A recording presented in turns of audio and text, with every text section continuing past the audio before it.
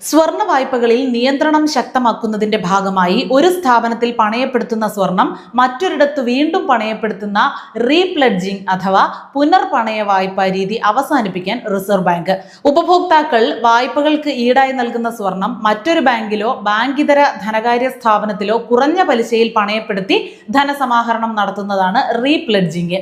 സ്വർണത്തിന് വില കുത്തനെ ഉയർന്ന സാഹചര്യത്തിൽ അനൌദ്യോഗിക വായ്പാ ശൃംഖലയിൽ ഇത്തരം വായ്പകൾ കൂടുതൽ പ്രചാരം നേടിയിരുന്നു. സ്വകാര്യ പണമിടപാട് സ്ഥാപനങ്ങളും കൊള്ളപ്പലിശക്കാരും ഈ രീതി ദുരുപയോഗം ചെയ്യാനുള്ള സാധ്യത കൂടുതലാണ്. സ്വകാര്യ പണമിടപാട് സ്ഥാപനങ്ങളിൽ ഉപഭോക്താക്കൾ സ്വർണം പണയപ്പെടുത്തിയാൽ അവർ ഉയർന്ന പലിശയ്ക്ക് പണം നൽകും. അതിനുശേഷം ഇതേ സ്വർണം കുറഞ്ഞ പലിശയിൽ ബാങ്കുകളിലോ ധനകാര്യ സ്ഥാപനങ്ങളിലോ പണയപ്പെടുത്തും. പലിശയിലെ വ്യത്യാസമാണ് ഇവർക്ക് ലാഭമായി കിട്ടുക. ചെലവില്ലാതെ ധനസമാഹരണം നടക്കും എന്നതും നേട്ടമാണ്. പല സ്ഥാപനങ്ങളും ഇത്തരത്തിൽ പുനർപണയ വായ്പകൾ എടുക്കാറുണ്ട്. ഉപഭോക്താക്കൾ നൽകുന്ന സ്വർണം അതേ രീതിയിൽ പാക്ക് ചെയ്താണ് പുനർപണയത്തിനായി നൽകുക. പല വായ്പകളാണ് എന്നതിനാൽ ഒരേ സ്ഥാപനത്തിന് എത്ര തുകയുടെ മൊത്തം വായ്പകൾ ഉണ്ടെന്ന് കണ്ടെത്തുക എളുപ്പമല്ല. ഇത്തരത്തിൽ പല ബാങ്കുകളിലായി ഒരേ സ്ഥാപനത്തിന് വായ്പകൾ ഉണ്ടാകാം. ഗ്രാമ അർദ്ധനഗര മേഖലകളിലെ അസംഘടിത മേഖലകളിൽ നിന്നുള്ള സ്ഥാപനങ്ങളാണ് കൂടുതലും ഇത്തരം വായ്പകൾക്ക് എത്താറുള്ളത്.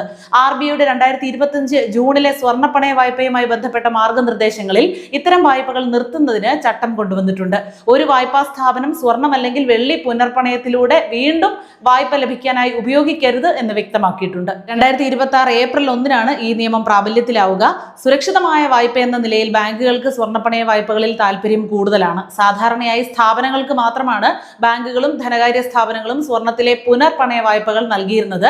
എന്നാൽ കൊള്ളപ്പലിശക്കാരായ വ്യക്തികൾ ഇത് ദുരുപയോഗം ചെയ്യാനുള്ള സാധ്യത ഒരുപാടുണ്ട്. ഈ സാഹചര്യത്തിൽ സ്വർണത്തിന്റെ യഥാർത്ഥ ഉടമകൾ തന്നെ സ്വർണ്ണപ്പണയത്തിലൂടെ വായ്പ തരപ്പെടുത്തിയാൽ മതി എന്നാണ് RBI പറയുന്നത്. ഏപ്രിലിലാണ് നിയമം പ്രാബല്യത്തിലാവുകയെങ്കിലും ഇതിനകം പല ബാങ്കുകളും പുനർപണയ വായ്പകൾ ഒഴിവാക്കി തുടങ്ങിയതായാണ് ബാങ്ക് വൃത്തങ്ങൾ സൂചിപ്പിക്കുന്നത്. 2025 സെപ്റ്റംബർ വരെയുള്ള കണക്കനുസരിച്ച് 3.2 ലക്ഷം കോടി രൂപയുടെ സ്വർണ്ണപ്പണയ വായ്പകളാണ് ബാങ്കുകളിൽ നിലവിലുള്ളത്.